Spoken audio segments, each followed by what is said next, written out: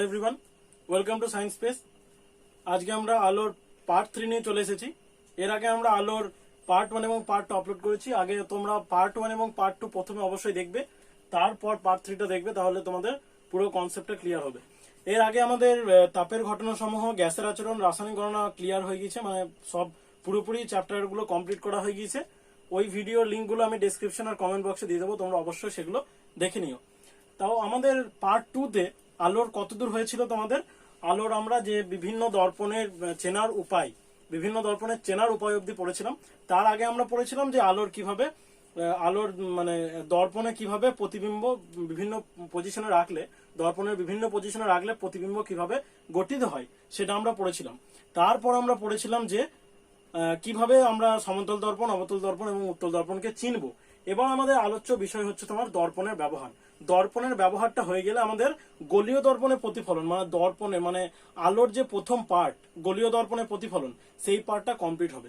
তারপরে হচ্ছে next part হচ্ছে তোমার আলোর প্রতিসরণ। ঠিক আছে, মানে আলো চ্যাপ্টারটার আলাদা আলাদা করে পার্ট আছে। তার মধ্যে প্রথম পার্ট হচ্ছে গলীয় দর্পণের প্রতিফলন, তারপরে তোমার আলোর প্রতিসরণ আছে, তারপরে লেন্স আছে, তারপর আলোক তরঙ্গ বলে একটা জিনিস আছে, তারপর আলোর বিচ্ছুরণ আছে। এরকম করে কতগুলো সাব ইউনিটে ভাগ করা আছে। তো আমাদের প্রথম সাব ইউনিট আলোর গলীয় দর্পণের প্রতিফলন। তো গলীয় দর্পণের প্রতিফলনের প্রথম দুটো পার্টে গলীয় দর্পণের প্রতিফলন হয়েছে। আজকে শুধু আমরা দর্পণের ব্যবহারটা পড়বো, তাহলে গলীয় দর্পণের প্রতিফলনটা শেষ হবে। তারপরে আমরা আলোর প্রতিসরণটা পড়বো। তাহলে আমাদের আজকে প্রথম আলোচ্য বিষয় হচ্ছে গলীয় দর্পণের ব্যবহার। এবং আমরা জানি যে গলীয় দর্পণ কত রকমের হয়, একটা হচ্ছে উত্তল দর্পণ আর একটা হচ্ছে অবতল দর্পণ। তাহলে আমরা প্রথমে অবতল দর্পণের ব্যবহারটা দেখব, তারপর আমরা উত্তল দর্পণের ব্যবহারটা দেখব। তো প্রথম আমাদের আলোচ্য বিষয় হচ্ছে তোমার অবতল দর্পণের ব্যবহার। অবতল দর্পণের ব্যবহার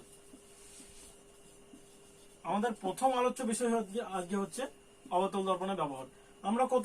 আমরা আগের দিন বলেছি যে আমাদের যে পয়েন্টগুলো ছিল, তোমার যে পয়েন্টগুলো ছিল মানে যেখানে বিভিন্ন পজিশনে রাখলে আলোর কিভাবে প্রতিবিম্ব গঠিত হয়, সেই পয়েন্টগুলো নিয়েই আমরা আলোর ব্যবহার, দর্পণের ব্যবহারগুলো করব। তো আমরা ওই বিভিন্ন পজিশনে রাখলে দর্পণে কোথায় প্রতিবিম্ব গঠিত হয় সেইগুলোকে কাজে লাগিয়ে দর্পণটা ব্যবহৃত হয়, সেইগুলো নীতিগুলোকে কাজে লাগিয়ে। তাহলে আমরা সেই পয়েন্টগুলোকে নিয়ে দর্পণের ব্যবহারটা বুঝবো। তাহলে আমরা প্রথম পয়েন্ট কোনটাকে নেব, যে আলোক রশ্মিকে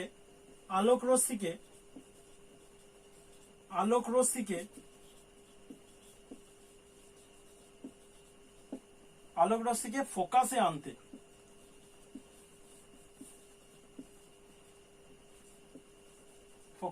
এটা হচ্ছে আমাদের প্রথম ব্যবহার। তোমরা ভাষাটা নিজেরা লিখতে পারবে, আমি একদম ব্যবহারগুলো পুরো কনসেপ্টটা ক্লিয়ার করে দিতে চাই যে অবতল দর্পণে কত রকম ভাবে ব্যবহারটা হতে পারে। তো আলোক রশ্মিকে ফোকাসে আনতে, এই ব্যবহারটা আমরা কি দেখেছিলাম, মানে এই প্রতিবিম্ব গঠনটা কিরকম দেখেছিলাম, যে যদি এটা হয় একটা অবতল দর্পণ আর এটা যদি তার প্রধান অক্ষ হয়, তাহলে এইটা যদি ধরো নাও তোমার সি মানে বক্রতা কেন্দ্র, আর এটা যদি তোমার ফোকাস হয়, তাহলে আমরা পড়েছিলাম যে যদি বক্রতা কেন্দ্রের এই প্রধান অক্ষের এটা তোমার প্রধান অক্ষের সমান্তরালে যদি কোনো আলোক রশ্মিগুচ্ছ আসে, এদিক থেকে আরেকটা এসেছে ধরে নাও, এদিক থেকে আলোক রশ্মিগুচ্ছ এদিক থেকে যাচ্ছে, সমান্তরাল আলোক রশ্মিগুচ্ছ আরোটা ওইদিকে দিয়েছি, যে সমান্তরাল আলোক রশ্মিগুচ্ছ যখন প্রধান অক্ষের সমান্তরালে যায় তখন সেটা ফোকাসের মধ্যে দিয়ে পেরিয়ে যায়। এইটা ছিল আমাদের যদি আমরা সমান্তরাল আলোক রশ্মিগুচ্ছ আসে, তাহলে এই নীতিটাকে কাজে লাগিয়ে অবতল দর্পণকে কিভাবে ব্যবহার করা হয় দেখো।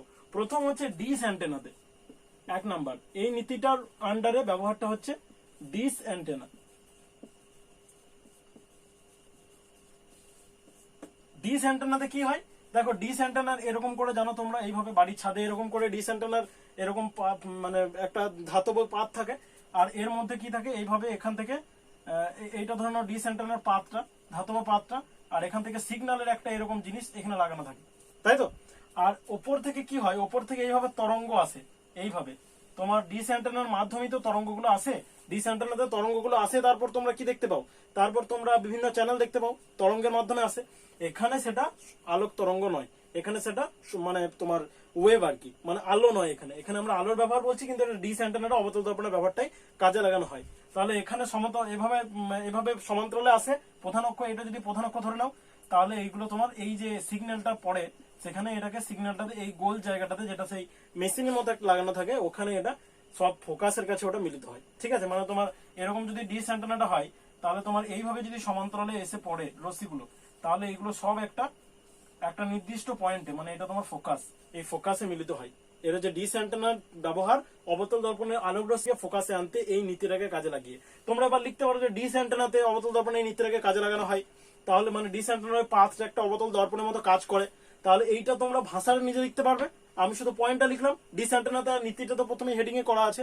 তো আর সেকেন্ড কোথায় ব্যবহার করা হয়, এটা সেকেন্ড কোথায় ব্যবহার করা হয়, যে ডাক্তাররা এই ডিস অ্যান্টেনার ব্যবহারটা যদি তোমরা না লিখতে পারো, তাহলে 2 নম্বর একটা ব্যবহার আছে যে ডাক্তারের হেড দর্পণে, ডাক্তারের হেড দর্পণে, ডাক্তারের হেড দর্পণে অবতল দর্পণ ব্যবহার করা হয়। অবতল দর্পণ ব্যবহার করা হয় ডাক্তারের হেড দর্পণে। কিভাবে ব্যবহার করা হয়? ডাক্তারের হেড দর্পণ তোমরা জানো যে যখন ডাক্তাররা মুখের ভিতরে বা কোনো জায়গায় কিছু চিকিৎসা করেন, তখন আলোটা ফোকাস করে সেই জায়গাতে, ধরে নাও দাঁতে একটু মানে কিছু ডিফেক্ট হয়েছে বা পোকা হয়েছে, তো সেখানে সেই পয়েন্টটাতে ফোকাস করার জন্য, ডাক্তাররা মাথার উপরে একটা কি পড়েন, একটা দর্পণ পড়েন। সেই দর্পণের ছবিটা আমি স্ক্রিনের উপর দিয়ে দেবো, তোমরা ভালো বুঝতে পারবে। সেই দর্পণটা কি হয়, সেই দর্পণটা নিয়ে যখন এভাবে মাথার নাড়ান, তখন সেখানে আলোক রশ্মিটা কি হয়, সমান্তরাল থেকে আসে এবং সেই ফোকাসে পড়ে এবং সেটা দাঁতের একটা নির্দিষ্ট জায়গাতে গিয়ে পড়ে, বলে ওটা আমরা ভালো করে বুঝতে পারি। তাহলে এখানেও ডাক্তারের হেড দর্পণেও এই নীতিটাকে কাজে লাগানো হয় আলোক রশ্মিকে ফোকাসে আনার জন্য। সমান্তরালে আলোক রশ্মিটা আসে, দিয়ে এভাবে মাথার উপরে ওই অ্যাডজাস্ট করলে তোমার যেখানে দাঁতের ডিফেক্টটা হয়েছে বা যে জায়গাটা দেখতে চাইছেন, সেখানে পয়েন্ট করে আলোটা পড়বে, মানে ফোকাসে গিয়ে আলোটা পড়বে, মানে ফোকাসিং করা হয়েছে আলোটাকে, ফোকাসিং করা আলোটা সেখানে গিয়ে পড়বে। তাহলে প্রথম নীতি ছিল আমাদের আলোক রশ্মিকে ফোকাসে আনতে। তার আন্ডারে আমরা পড়লাম যে ডিস অ্যান্টেনা আর ডাক্তারের হেড দর্পণ, এটা প্রথম পয়েন্ট। বেশ, এবার সেকেন্ড পয়েন্ট কি, এই পয়েন্টটা ভালো করে দেখে নাও।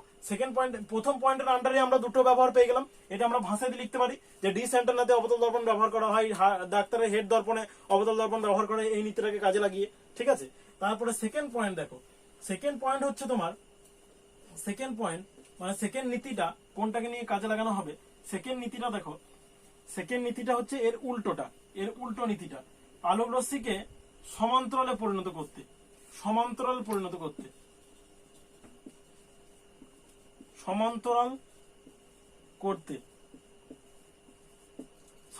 করতে। এইটা দেখো, আমরা জানি যে যদি একটা অবতল দর্পণ থাকে আর এইটা যদি তার ফোকাস হয় আর এইটা যদি তার বক্রতা কেন্দ্র হয়, তাহলে আমরা জানি যে যদি প্রধান অক্ষের, আমরা যে 4টে ল পড়েছিলাম, মানে 4টে যে সূত্র পড়েছিলাম প্রতিবিম্ব গঠনে, দর্পণের প্রতিবিম্ব গঠনে আমরা কতগুলো সূত্র পড়েছিলাম, সেই সূত্রগুলো কোথায় পড়েছি সেগুলো আমরা পার্ট 2তে, বা কোথায় আছে সেগুলো, হ্যাঁ পার্ট 2তে আমরা আলোচনা করেছি। পার্ট 1এও বলা আছে, পার্ট 2তেও বলা আছে, তো ওইগুলো অবশ্যই ওইগুলো দেখবে ওই জন্য। তো ওখানে কি বলেছি, প্রথম পয়েন্ট ছিল যে যদি সমান্তরালে কোনো আলোক রশ্মিগুচ্ছ যায় দর্পণের, তাহলে সেটা প্রধান অক্ষের সমান্তরালে গেলে ফোকাস মধ্য দিয়ে যাবে। সেকেন্ড পয়েন্ট ছিল ফোকাসের মধ্য দিয়ে যদি কোনো আলোক রশ্মি বেরোয়, ফোকাস থেকে যদি কোনো আলোক রশ্মি বেরোয়, তাহলে সেটা প্রধান অক্ষের সমান্তরালে বেরিয়ে যাবে। ফার্স্ট পয়েন্ট ছিল যদি সমান্তরালে কোনো আলোক রশ্মিগুচ্ছ আসে প্রধান অক্ষের, তাহলে আপতিত হওয়ার পর প্রতিফলিত হয়ে ফোকাসের মধ্য দিয়ে পেরিয়ে যাবে। আর সেকেন্ড পয়েন্ট ছিল যে যদি ফোকাস থেকে কোনো আলোক রশ্মি বের হয়, তাহলে সেটা প্রধান অক্ষের সমান্তরালে বেরোবে। থার্ড পয়েন্ট ছিল বক্রতা কেন্দ্রের মধ্যে দিয়ে এলে বক্রতা কেন্দ্রের দিকে চলে যায়। আর ফোর্থ পয়েন্ট ছিল যে যদি মেরুর কাছে ক্ষুদ্র কোণ করে আপতিত হয়, তাহলে সেই সমান কোণেই মেরু প্রধান অক্ষের সঙ্গে সেই সমান কোণেই প্রতিফলিত হয়। তাহলে এই 4টে নিয়মের মধ্যে আমরা প্রথম নিয়মটা আমরা কাজে লাগালাম প্রথম ব্যবহারে। এবার সেকেন্ড পয়েন্টটা হচ্ছে যদি ফোকাস থেকে কোনো আলোক রশ্মিগুচ্ছ এইভাবে বেরোয়, তাহলে সেটা সমান্তরালে চলে যাবে। ফোকাস থেকে যদি আলোক রশ্মিগুচ্ছ বেরোয়, তাহলে সেটা কি হবে, সমান্তরালে চলে যাবে, সমান্তরালে চলে গেল। তাহলে ফোকাস থেকে গিয়ে এখানে আপতিত হলো, দিয়ে সমান্তরালে বেরিয়ে চলে গেল। ঠিক আছে, এইটাকে কাজে লাগিয়ে একটা খুব ভালো ব্যবহার, যেটা তোমরা খুব ভালো জানবে, যেটা হচ্ছে তোমার গাড়ির হেডলাইট,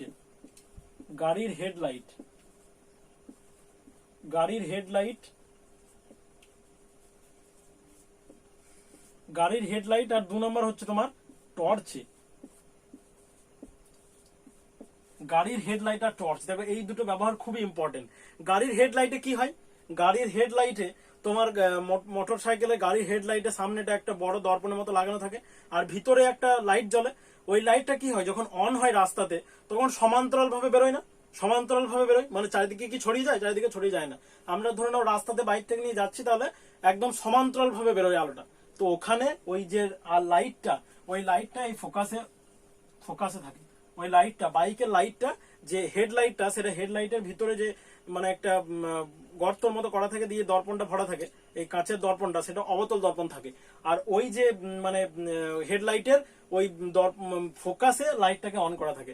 যখনই আমরা লাইটটা অন করি ফোকাসে, তখনই সেটা সমান্তরালভাবে বেরোনোর চেষ্টা করে, ওই জন্যই একদম সমান্তরালভাবে রশ্মিটা যায়। তাহলে গাড়ির হেডলাইটের যে দর্পণ, সেটা অবতল দর্পণ, আর যে লাইটটা থাকে গাড়ির হেডলাইটে, দর্পণের যে লাইটটা মানে যে বাল্বটা থাকে, যার জন্য আলোটা হেডলাইটে পাই আমরা, সেই বাল্বটা ফোকাসে অন করা থাকে, ফোকাসে লাগানো থাকে। ওই জন্য অন করার পরে সেটা সমান্তরালভাবে বেরোতে চাই, ওই জন্য সমান্তরালভাবে আমরা একটু রশ্মি পাই। আমাদের গাড়ির হেডলাইটটা দরকার কিসে? যাতে আমরা যেদিকে যাচ্ছি সেদিকটা দেখতে পাই, পাশগুলো দেখে আমাদের লাভ নেই, ওই জন্য ওটাকে ফোকাসে রাখা হয় যাতে সমান্তরালে হয়। আর টর্চ লাইটে কি হয়? টর্চ লাইটেও একই রকম। টর্চ লাইটে যদি আমরা টর্চটা অন করি, তাহলে সমান্তরাল ভাবে এরকম ভাবে সমানভাবে একটা সমান্তরাল বেরোতে আমরা টর্চ নিয়ে দেখতে পাবো যে এরকম করে অন করলে একদম সোজাই যাচ্ছে। তাহলে সোজাই যাচ্ছে মানে কি? মানে সোজাই যাচ্ছে মানে হচ্ছে তোমার যে ওই টর্চ লাইটের যে বাল্বটা, সেটা ফোকাসে অন করা আছে, আর ওখানে লাগানো আছে, আর ওখানে বক্রতা যে মানে দর্পণটা, বক্র দর্পণ যেটা অবতল দর্পণে ব্যবহার করা হয়, সেখানে অবতল দর্পণ ব্যবহার করা হয়। আর ফোকাসে থাকে তোমার যে টর্চের বাল্বটা, দিয়ে অন করলেই সেটা কি হয়? প্রতিফলিত হয়ে কি হয়? সমান্তরালে বেরোনোর চেষ্টা করে। প্রধান অক্ষ সমান্তরালে, কেন? ফোকাসে রাখা আছে, প্রধান অক্ষ সমান্তরালে বেরোনোর চেষ্টা করে। ঠিক আছে? ওই জন্য আমরা গাড়ির হেডলাইট আর টর্চে এই নীতিটাকে কাজে লাগিয়ে অবতল দর্পণ ব্যবহার করি। তাহলে এইটা একটা ব্যবহার হয়ে গেল। আরো দুটো গাড়ির হেডলাইট এবং টর্চে ব্যবহার করা হয়। তাহলে খুবই ভালো বুঝতে পারলে। এবার 3 নাম্বার যে একটা পজিশন ছিল, সেটাকে নিয়েও একটা হবে। এইগুলো আমরা কিছু করিনি, আমরা ফোকাসে রাখলে জানতাম যে সমান্তরালে বেরোয়, সমান্তরালে রাখলে ফোকাস দিয়ে বেরোয়। এটা তোমরা ব্যবহারে পড়েছো, মানে প্রতিবিম্ব গঠনে পড়েছো, নিয়মে পড়েছো, ওইখান থেকেই আমরা তুলে এনে কাজে লাগিয়ে ব্যবহারগুলো করছি। ব্যবহারগুলো তোমরা বুঝে নিলে নিজের ভাষায় অবশ্যই লিখতে পারবে। এবং অনেকগুলো ব্যবহার বললাম, আমি আগে দুটো বলেছি, এখন দুটো বললাম, আবার আরেকটা পয়েন্ট নিয়ে আরো 3-4টে বলবো। তাহলে 3টে পয়েন্ট নিয়ে তার আন্ডারে দুটো করে ব্যবহার পাচ্ছ। তাহলে ব্যবহারগুলো বলতে তোমাদের কোনো অসুবিধা থাকবে না। লাস্ট পয়েন্ট হচ্ছে যে 3 নাম্বার পয়েন্টে মানে কোন নীতিটা আমরা কাজে লাগাবো, সেটা হচ্ছে তোমার অসৎ। 3 নাম্বার পয়েন্ট খুব ইম্পর্টেন্ট, এটা সব থেকে ইম্পর্টেন্ট হচ্ছে এইটা। 3 নাম্বার পয়েন্ট হচ্ছে অসৎ সোজা আর বড় প্রতিবিম্ব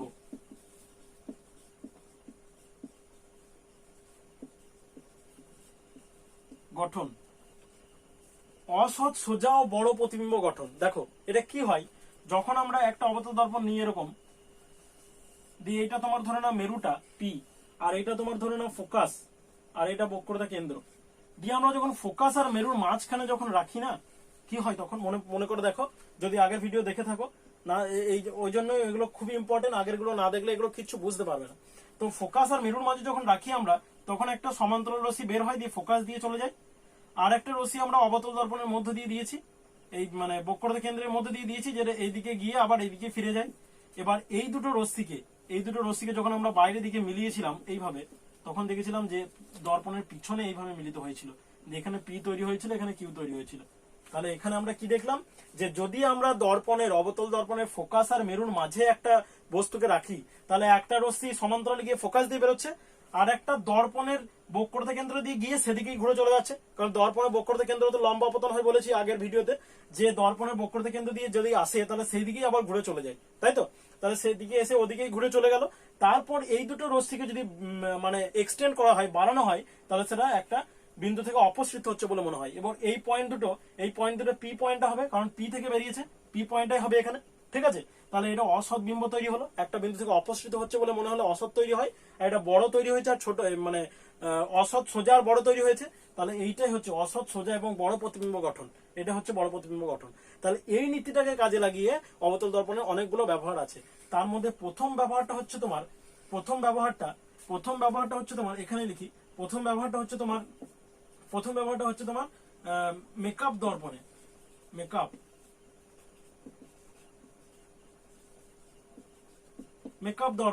2 নম্বর হচ্ছে দাড়ি কাটার দর্পণে,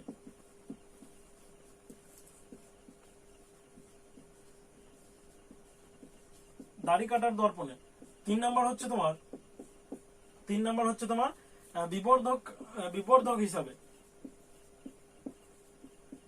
বিবর্ধক হিসাবে।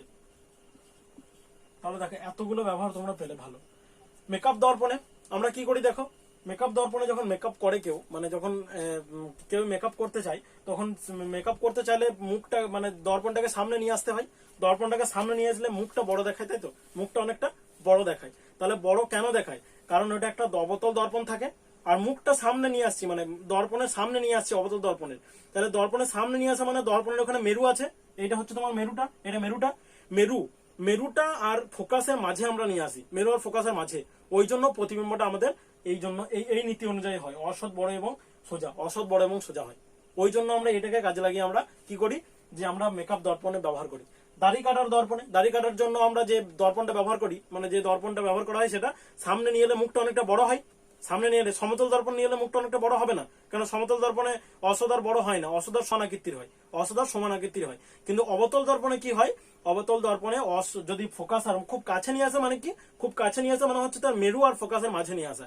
একটা অবতল দর্পণকে সামনে এইভাবে ধরেছি মুখের সামনে, তার মানে এখানে মেরু আছে, আর এরকম জায়গা করে ফোকাস আছে, মুখটার পিছনে এরকম জায়গা করে ফোকাস আছে। তাহলে ফোকাস আর মেরুর মাঝে নিয়ে এসেছি আমরা। তাহলে ফোকাস আর মেরুর মাঝে নিয়ে এলে কি হয়, এভাবে যদি দর্পণটা হয়, তাহলে এটা মেরু আছে এখানে সামনে, দর্পণটা ধরে আছে ধরে নাও, তাহলে এখানে মেরু আছে, এখানে ফোকাস আছে, এরকম এখানে যেরকম মেরু আর ফোকাস রয়েছে, সেই মেরু আর ফোকাসের মাঝে নিয়ে এসেছি এই বস্তুটার মতো। বস্তুটা মেরু আর ফোকাসের মাঝে আছে, তাহলে সামনের দিকে মানে বড় অসৎ বড় আর প্রতিবিম্ব গঠন হয়েছে।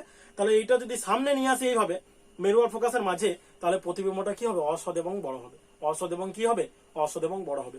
ওইটাকে কাজে লাগিয়ে দাড়ি কাটার দর্পণে, মেকআপ দর্পণে এটাকে কাজে লাগানো হয়। বিবর্ধক কাজ হিসেবেও তাই করা হয়। যদি একটা জিনিসকে বড় করে দেখতে চাই, তাহলে সামনে নিয়ে গেলে জিনিসটা খুব বড় হয়ে যায়। কেন বড় হয়ে যায়? কারণ ফোকাস আর মেরুর মাঝখানে নিয়ে যাই আমরা, ওই জন্য প্রতিবিম্বটা কি হয়, অসৎ হয়, মানে সোজা হয় আর বড় হয়। ঠিক আছে, তাহলে আমরা 3টে পয়েন্ট নিয়ে, দুটো প্রথমে, তারপরে দুটো 4টে, আর 3টে 7টা ব্যবহার অবতল দর্পণের জানতে পারলাম। এরপর তোমাদের আশা করি অবতল দর্পণের ব্যবহার সম্পর্কে কোনো মানে মিসকনসেপশন থাকবে না, তোমরা সবকিছু বুঝতে পেরেছো। প্রথমে আমরা ফোকাসে আনার জন্য ব্যবহার করেছি, যেটা ছিল ডিস অ্যান্টেনাতে আর হেড দর্পণে, ডাক্তারের হেড দর্পণে। তারপরে সেকেন্ড ছিল যে তোমার ফোকাস থেকে সমান্তরালে নিয়ে যেতে টর্চে আর গাড়ির হেডলাইটে। 3 নাম্বার হচ্ছে তোমার অসৎ সোজা আর বড় প্রতিবিম্ব গঠনে মেকআপ দর্পণে, দাড়ি কাটার দর্পণে আর বিবর্ধক কাজ হিসাবে। তাহলে আমরা বিবর্ধক হিসাবে বা বিবর্ধক কাজ হিসাবে, তাহলে আমরা অবতল দর্পণে 3 ধরনের ব্যবহার, 3টে পয়েন্ট থেকে ব্যবহারটা জানতে পারলাম। এরপর আমাদের উত্তল দর্পণের ব্যবহার আছে, তাহলে আমরা নেক্সট পয়েন্ট পড়বো উত্তল দর্পণের ব্যবহার। অবতল দর্পণের ব্যবহারটা মানে নাম্বার এ নাম্বার, যেটা আমাদের কমপ্লিট হয়ে গেল। ঠিক আছে, এবার দেখো উত্তল দর্পণের ব্যবহার। ঠিক আছে, উত্তল দর্পণের ব্যবহার, উত্তল দর্পণের ব্যবহার। তার আগে তোমাদেরকে মনে করতে হবে যে উত্তল দর্পণে কি ধরনের প্রতিবিম্ব গঠিত হয়েছিল, কি ধরনের প্রতিবিম্ব গঠিত হয়েছিল। আগের ভিডিওতে আমি বলেছি যে উত্তল দর্পণে একমাত্র কোন প্রতিবিম্ব গঠিত হয়, অসৎ এবং ছোট, অসৎ এবং ছোট। আমরা কিন্তু অবতল দর্পণে প্রতিবিম্ব গঠন কত রকম করেছিলাম। অবতল দর্পণে সৎ হয়েছিল বড়, সৎ বড় হয়েছিল, সৎ বড় হয়েছিল, সৎ ছোট হয়েছিল, তারপর অসৎ বড় হয়েছিল, সৎ বড় হয়েছিল। ধরে নাও প্রথমে যখন সমান্তরালে ছিল, এই অসীমে ছিল, ফোকাসে হয়েছিল, তাহলে সৎ ছোট হলো। তারপরে বক্রত কেন্দ্রতে এলো, তখন সৎ আর সমান হয়েছে। তারপরে বক্রত কেন্দ্র পেরিয়েছে, তখন অসীমে গিয়েছে, তখন সৎ আর অসীম মানে সৎ আর বড় হয়েছে, সৎ ছোট হয়েছে, সৎ সমান হয়েছে। অসৎ বড় হয়েছে, অসৎ বড় কখন হয়েছে, ফোকাসের মেরুর মাঝখানে দেখলে এখনই দেখলাম যে অসৎ বড় হয়েছে অবতল দর্পণে।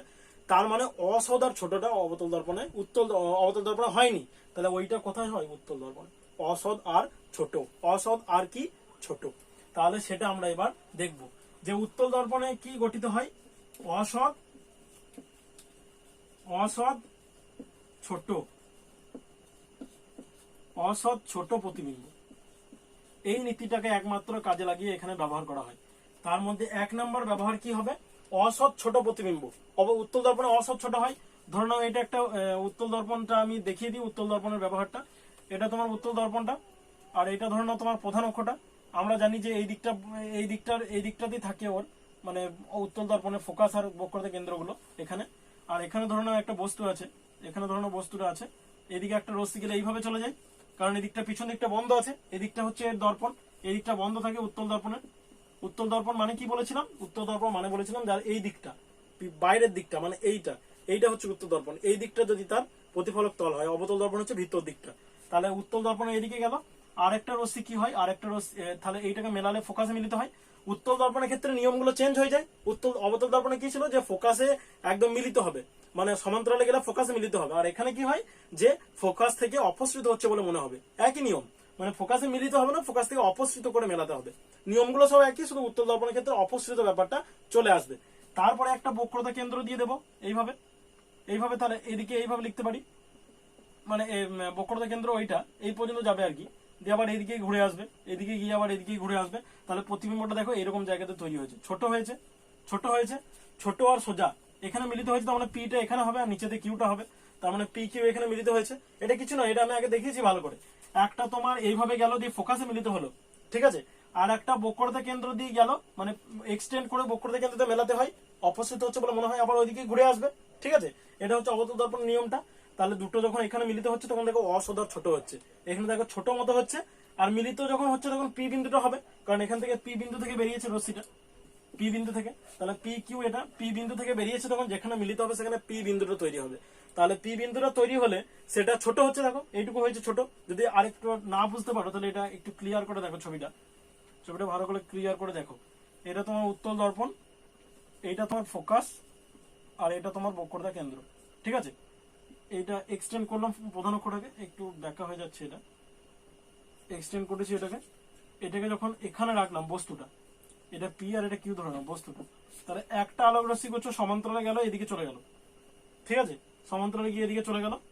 আর নিয়ম অনুযায়ী এক্সটেন্ড করলে ফোকাসে মিলিত হবে, তাহলে এক্সটেন্ড করলে ফোকাসে মিলিত হলো, বাড়ালে ফোকাসে মিলিত হলো, অপসৃত হচ্ছে বলে মনে হবে, কারণ উত্তল দর্পণ এটা।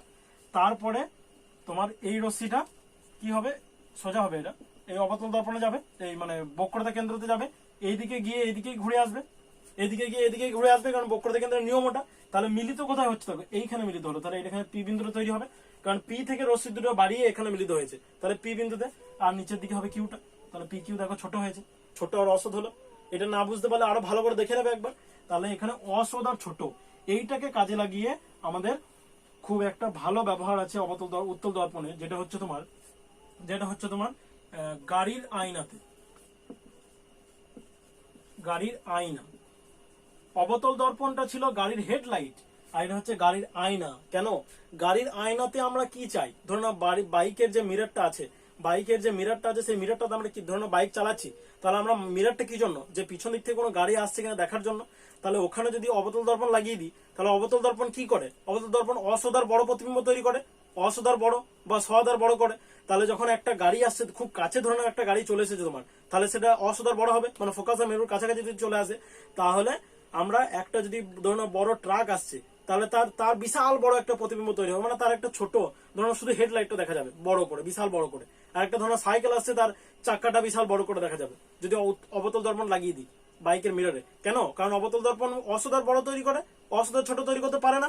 এবার তার বদলে যদি উত্তল দর্পণ লাগিয়ে দিই আমরা, তাহলে আমরা পিছন দিকে ধরুন একটা গাড়ি, একটা সাইকেল, একটা আলাদা একটা বাইক আসছে, তাহলে তিনটেকেই ছোট ছোট করে দেখতে পাবো। কেন, কারণ উত্তল দর্পণ অসদার ছোট তৈরি করে, অসদার ছোট প্রতিবিম্ব তৈরি করে, ঠিক আছে, অসদার ছোট প্রতিবিম্ব তৈরি করে।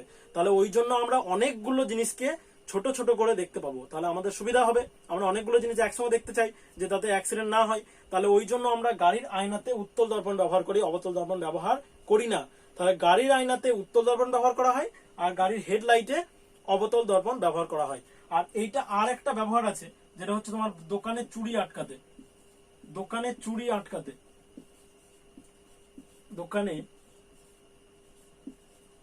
আটকাতে কি জিনিস সেটা দেখো একবার। যে অনেক অনেক দোকানে কি হয়, যে একটা বিশাল বড় দোকান, তো সেখানে দেখবে একটা গোল করে একটা আয়নার মধ্যে কিছু লাগানো থাকে, গোল একটা সলিড গোলকের মধ্যে একটা জিনিস লাগানো থাকে। ওই গোলকে কি হয়, ওই গোলকে দোকানের যত লোক আছে না, তাদের ছোট ছোট প্রতিবিম্ব ওখানে দেখতে পাওয়া যায়। তাহলে দোকানদার ওখান থেকে ওই গোলকের দিকে তাকালেই দেখতে পাই যে কোথায় কে রয়েছে, মানে গোটা দোকানটাকেই একদম পুরো কভার করে থাকে। কভার করে থাকলে চুরির ব্যাপারটা আটকানো যাবে, কারণ অসদার ছোট প্রতিবিম্ব তৈরি করে উত্তল দর্পণ, ওই জন্য অসদার ছোট প্রতিবিম্ব তৈরি করে উত্তল দর্পণ। ওই জন্য ওই গোলকটাতে দোকানে যত লোক আছে, কাস্টমার আছে, তাদের সব ছবিটা মানে প্রতিবিম্বটা ওখানে দেখা যায়, ঠিক আছে। অসৎ ছোট যেহেতু, তাহলে সবার ছোট ছোট করে অসৎ আর সোজা তৈরি হবে, ওই জন্য বড় প্রতিবিম্ব তৈরি হয় না, ছোট প্রতিবিম্ব তৈরি হয়। এবং দোকানে যত কাস্টমার আছে সবাইকে ওই ছোট গোলকে মানে বড় গোলকের মধ্যে দেখতে পাওয়া যায়। ওখানে কি ব্যবহার করা হয়, উত্তল দর্পণ ব্যবহার করা হয়, কারণ অসৎ আর ছোট প্রতিবিম্ব পাওয়ার জন্য, ঠিক আছে। তাহলে এই দুটো ছিল উত্তল দর্পণের ব্যবহার, আর বাকি এগুলো আমরা দেখলাম অবতল দর্পণের ব্যবহার। উত্তল দর্পণের ব্যবহার নেই কারণ এখানে অসদা ছোট প্রতিবিম্ব তৈরি হয়, এক ধরনের প্রতিবিম্ব তৈরি হয়। আর একটা জিনিস যে উত্তল দর্পণের দৃষ্টি ক্ষেত্রটা অনেক বড় হয়। মানে কি দৃষ্টি ক্ষেত্র মানে কি, এটা ধরনের প্রধান অক্ষ, এখানে ধরনের একটা বস্তু আছে, এখান থেকে একটা আলো গেল এইভাবে গেল, আর একটা আলো ধরনের এখান থেকে গেল এইদিকে এইভাবে গেল, এই যে এইটা বলে না এই জিনিসটা, এটাকে বলে দৃষ্টি ক্ষেত্র।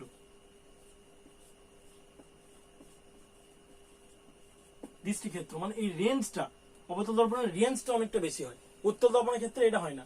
এই সরি, এটা উত্তল দর্পণ, ভুল বললাম, এটা হচ্ছে তোমার উত্তল দর্পণ। উত্তল দর্পণের ক্ষেত্রে যে রেঞ্জটা, দৃষ্টি ক্ষেত্রটা, সেটা অনেকটা বেশি হয়। আমি ছবিটা স্ক্রিনের উপরে দিয়ে দেবো, তোমরা বুঝতে পারবো ভালো। তাহলে এই দৃষ্টি ক্ষেত্র হচ্ছে তোমার উত্তল দর্পণের ক্ষেত্রে অনেকটা বেশি হয়। বেশ, এই জিনিসটা ছবিটাতে দেখলে বুঝতে পারবে তোমরা। বেশ, তাহলে আমাদের গোলীয় দর্পণের প্রতিফলন আমরা শেষ করে ফেলেছি। গোলীয় দর্পণের প্রতিফলন আমাদের শেষ হয়ে গেল। এবার আমরা নেক্সট যে আলোর পার্ট হচ্ছে তোমার আলোর প্রতিসরণ। নেক্সট পার্ট হচ্ছে আলোর প্রতিসরণ, আমরা সেটা এবার পড়ব। আমাদের গোলীয় দর্পণের প্রতিফলন আমরা অনেক কিছু পড়ে ফেলেছি। আমাদের গোলীয় দর্পণের প্রতিফলনের মধ্যে দর্পণের সংজ্ঞা প্রথমে পড়েছি আমরা, দর্পণ কয় প্রকার, তারপরে পড়েছি আমরা দর্পণের বিভিন্ন অংশ, তারপরে দর্পণের বক্রতা, ব্যাসার্ধ আর ফোকাস দৈর্ঘ্যের মধ্যে সম্পর্ক R=2f পড়েছি। তারপরে আমরা দর্পণের বিভিন্ন প্রতিবিম্ব গঠনের নিয়ম পড়েছি। তারপরে আমরা কি পড়েছি, তারপরে তোমার দর্পণের বিভিন্ন প্রতিবিম্ব গঠন পড়েছি। তারপরে আমরা দর্পণের ব্যবহার পড়লাম। এবার হচ্ছে আমাদের দর্পণের আলোর প্রতিসরণ। তাহলে আমাদের নেক্সট হেডিং হচ্ছে আলোর প্রতিসরণ। আলোর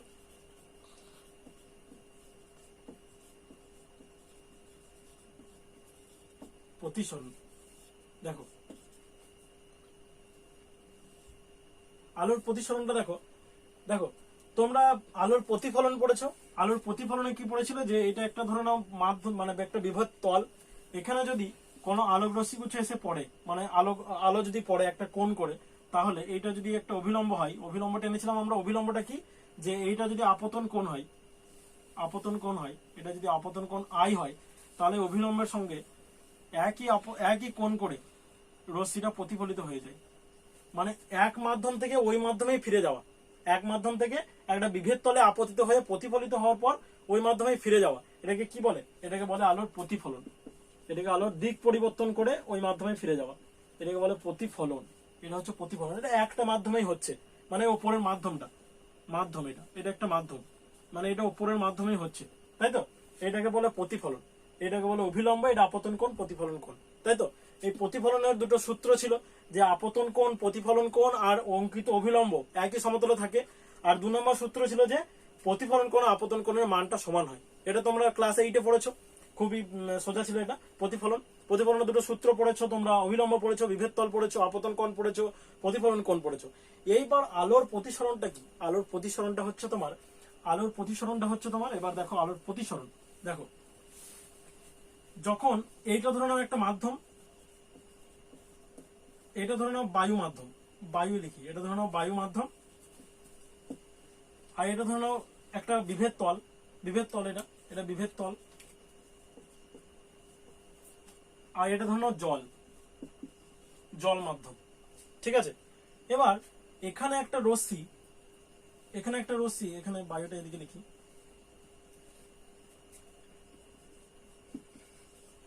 জল মাধ্যম, এটা হচ্ছে তোমার উপরেরটা হচ্ছে বায়ু মাধ্যম।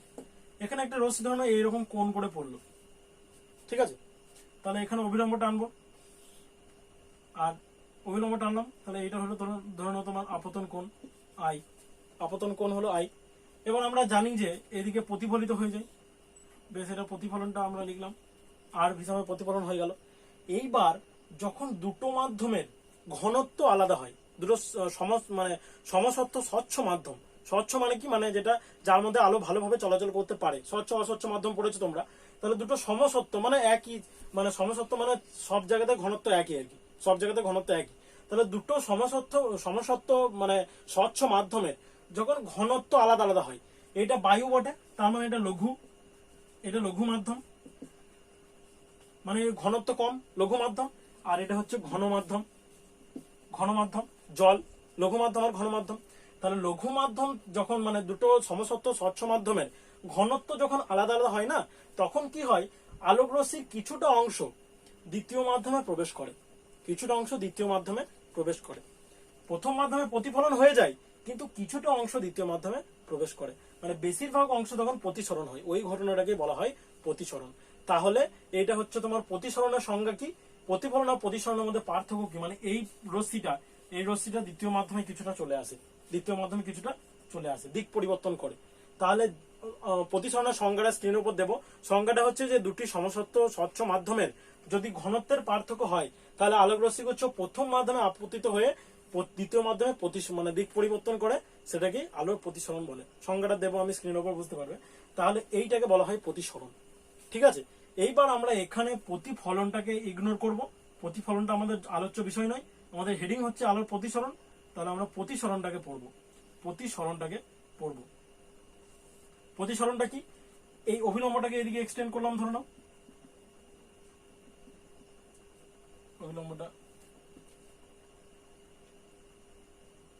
অভিলম্বটাকে এক্সটেন্ড করেছি। এটা ব্যাখ্যা হয়ে যাচ্ছে, সোজা করতে হবে এটাকে। ঠিক আছে, মোটামুটি হয়েছে এটা সোজা। তাহলে এই অভিলম্বতে কি হয়, এই অভিলম্ব এটা, এইবার তোমার এই রশ্মিটা কি করে, এই রশ্মিটা বললাম দ্বিতীয় মাধ্যমে প্রতিসরিত হয়, মানে প্রতিসরণ ঘটায়। এবার এই রশ্মিটা যাওয়ার কথা ছিল কোন দিকে, যাওয়ার কথা, এই রশ্মিটা সোজা এসেছে, তাহলে সোজা এইভাবে যাওয়ার কথা, কিন্তু রশ্মিটা এই অভিলম্বের দিকে যখন লঘু থেকে ঘনতে যায়, তখন অভিলম্বের দিকে কিছুটা বেঁকে যায়, এরকম ভাবে অভিলম্বের দিকে বেঁকে গেল। দেখো, আলোক রশ্মিটা এদিকে এসেছিল, সোজায় যাওয়ার কথা ছিল, কিন্তু কিছুটা এই দিকে বেঁকে গেল, অভিলম্বের দিকে বেঁকে গেল।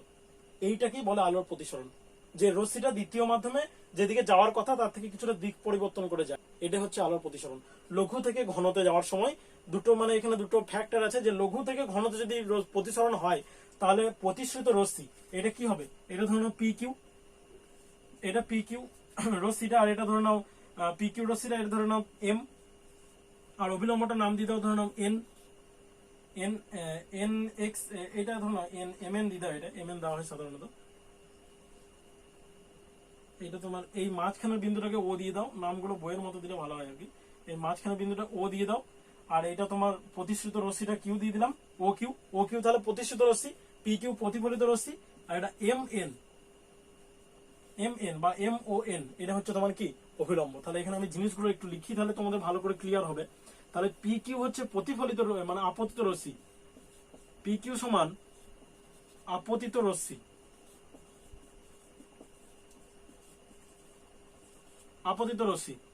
তাহলে পি কিউ সমান আপতিত রশ্মি, এইটা পিও সমান হচ্ছে আপতিত রশ্মি, মানে এই রশ্মিটা আপতিত হলো, বিভেদ তল, এটা বিভেদ তল বটে দুটো মাধ্যমের। আর এই যে ও কিউটা প্রতিষ্ঠিত হয়েছে, এইটা নয় কিন্তু, এটা কিন্তু যাওয়ার কথা ছিল, কিন্তু এইভাবে গিয়েছে। ঠিক আছে, তাহলে এইটা হচ্ছে তোমার ও কিউটা হচ্ছে তোমার প্রতিষ্ঠিত রশ্মি, প্রতিষ্ঠিত হয়েছে দ্বিতীয় মাধ্যমে, প্রতিষ্ঠিত রশ্মি। আর আপতন কোনটা, পিওএম, এটা হচ্ছে আপতন কোণ, অভিলম্বের সঙ্গে আপতিত রশ্মি, অভিলম্বের সঙ্গে আপতিত রশ্মি যে কোণ করে সেটাকে কি বলে, আপতন কোণ। তাহলে এখানে পিওএম, কোণ পিওএম সমান হচ্ছে আপতন কোণ।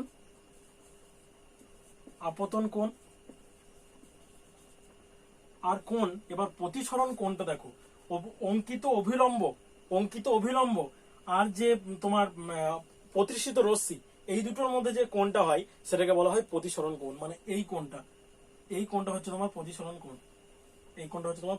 কোণ, মানে কি কিউ ও এন, এই কোণটা হচ্ছে তোমার, মানে এই কোণটা আর কি, এই কোণটা প্রতিসরণ কোণ, এটা হচ্ছে আপতন কোণ। তাহলে আমরা প্রতিসরণ কোণ পেলাম কি, প্রতিষ্ঠিত রশ্মি আর অভিলম্বের মধ্যে যে কোণ সেটা প্রতিসরণ কোণ, আর আপতিত রশ্মি আর অভিলম্বের মধ্যে যেটা কোণ সেটা হচ্ছে আপতন কোণ। ঠিক আছে, ভালো করে ব্যাপারটা বুঝবে। তাহলে এখানে এন ও কিউ বা কিউ ও এন, আমরা এন ও কিউ লিখছি, এন ও কিউ সমান হচ্ছে প্রতিসরণ কোণ,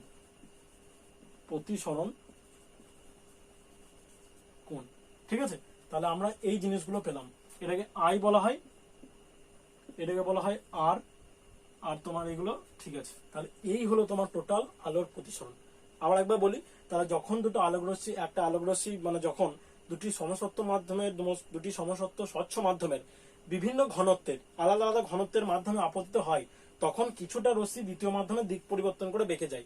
এই ঘটনাকে আলোর প্রতিসরণ বলে। ঠিক আছে, বেশ। সেখানে কি হয়, যে যেখানে যে যদি লঘু মাধ্যম থেকে ঘন মাধ্যমে হয় তাহলে আপতিত রশ্মি কিছুটা অভিলম্বের দিকে বেঁকে যায়। আর এটা যদি তোমার লঘু মাধ্যম থেকে ঘন মাধ্যমের দিকে হতো, ধরে নাও এটা আপতন এর বিভেদ তলটা, এটা ধরে নাও অভিলম্বটা, এটা ধরে নাও তোমার এখন ঘন মাধ্যম, আর এটা ধরে নাও তোমার লঘু মাধ্যম, তাহলে ছবিটা কিরকম হবে?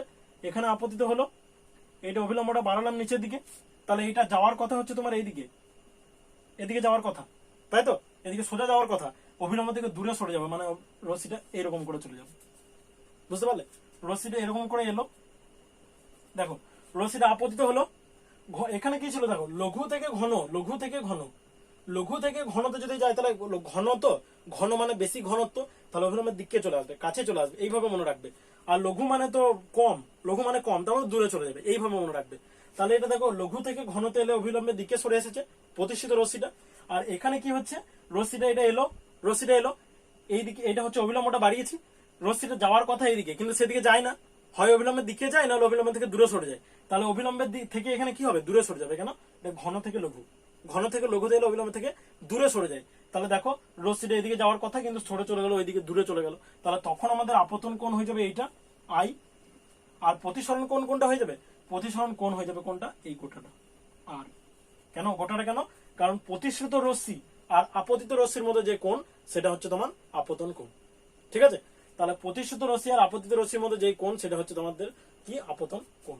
মানে এখানে একটা জিনিস লক্ষ্য করো, যে রশ্মিটা কিন্তু চ্যুতি হচ্ছে, তাই না?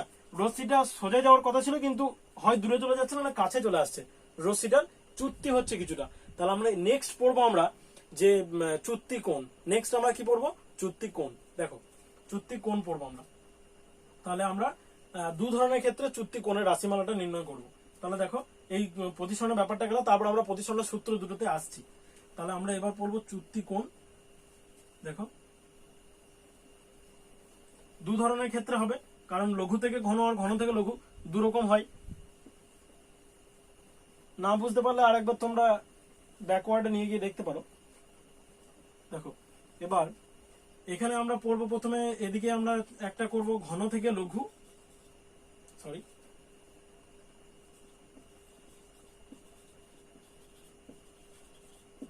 ঘন থেকে লঘু, আর এটা করবো আমরা এদিকে আমরা করব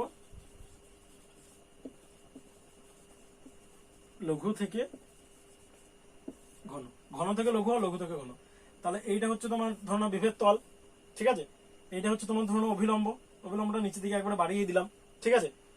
আলোক রশ্মিটা আপতিত হলো, আপতিত হয়েছে। ছবিটা অতটা মানে ক্লিয়ার না হলে মানে বুঝে নেবে একটু, পরিষ্কার না, মানে যদি একদম নিট না হয়। তাহলে এটা ওপি, আপতিত রশ্মি এলো। এটা কি বলে? এটা তোমার ঘন থেকে লঘু, তাহলে এটা ঘন, আর এটা তোমার লঘু। আর এখানে এই ছবিটা এঁকে ফেলি, এটা হচ্ছে তোমার আপতিত রশ্মি মানে অভিলম্ব, এইভাবে এঁকে ফেললাম অভিলম্ব। এটা হচ্ছে তোমার বিভেদ তলটা, আর এখানে লঘু থেকে ঘন, তাহলে এটা হচ্ছে তোমার লঘু, আর এটা হচ্ছে তোমার ঘন, লঘু আর ঘন, ঘন আর লঘু, ঠিক আছে?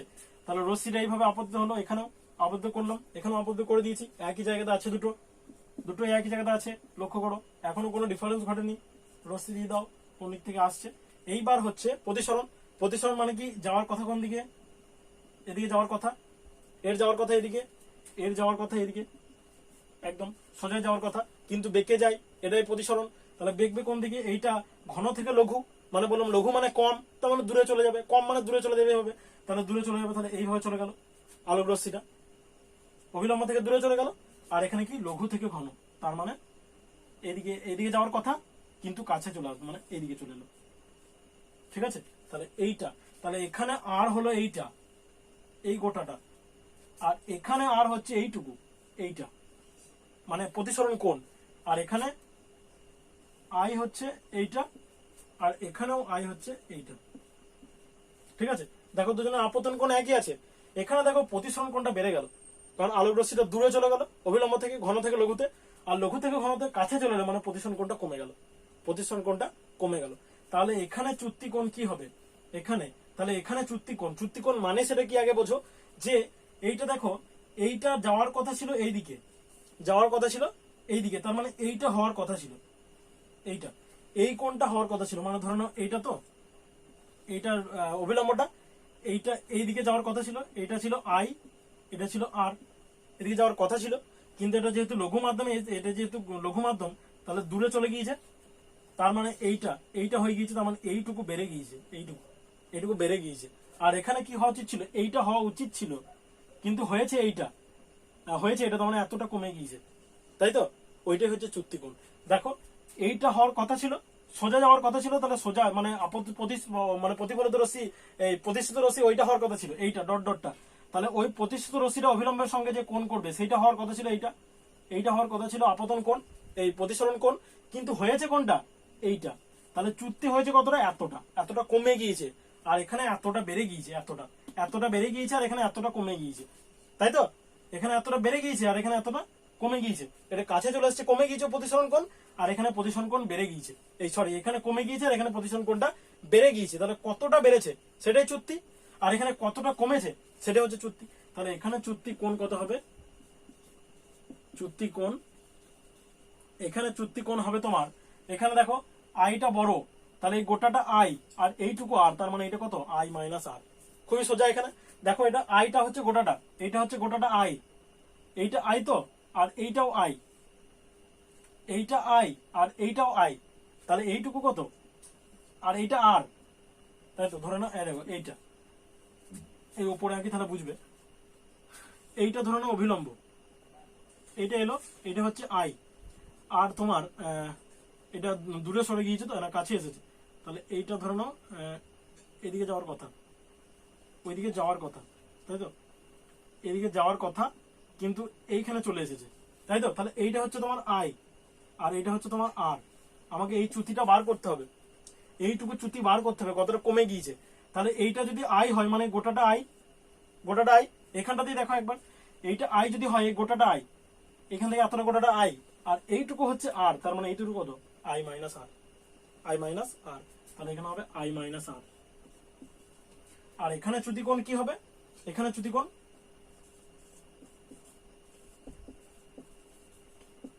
দেখো, এইটা হচ্ছে আই আর এই গোটাটা হচ্ছে আর, এখানে এই গোটাটা আর এখানে, আর এইটা আই মানে এইটুকু আই, তাহলে এতটা কত, যেখানটা কমে যতটা বেড়ে গিয়েছে সেটা হচ্ছে এখানে আর মাইনাস আই,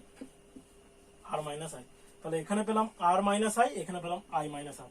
খুবই সোজা মনে রাখা, যে আলোক রশ্মি যখন লঘু থেকে ঘনতে যাচ্ছে, মানে কাছে চলে আসছে প্রতিষ্ঠিত রশ্মিটা কাছে চলে আসছে অবিলম্বের, তার মানে প্রতিসরণ কোণ কমে যাচ্ছে, তাহলে আই মাইনাস আর হবে, প্রতিসরণ কোণ যেটা কম সেটা পরে হবে আই মাইনাস আর, আইটা বেশি হচ্ছে, এখানে হচ্ছে আই গ্রেটার দেন আর, লঘু থেকে ঘনতে এখানে হচ্ছে আই গ্রেটার দেন আর, তাহলে আই মাইনাস আর হবে, কোনটা কমে যাচ্ছে, আর এখানে হবে কি আর মাইনাস আই, মানে আর গ্রেটার দেন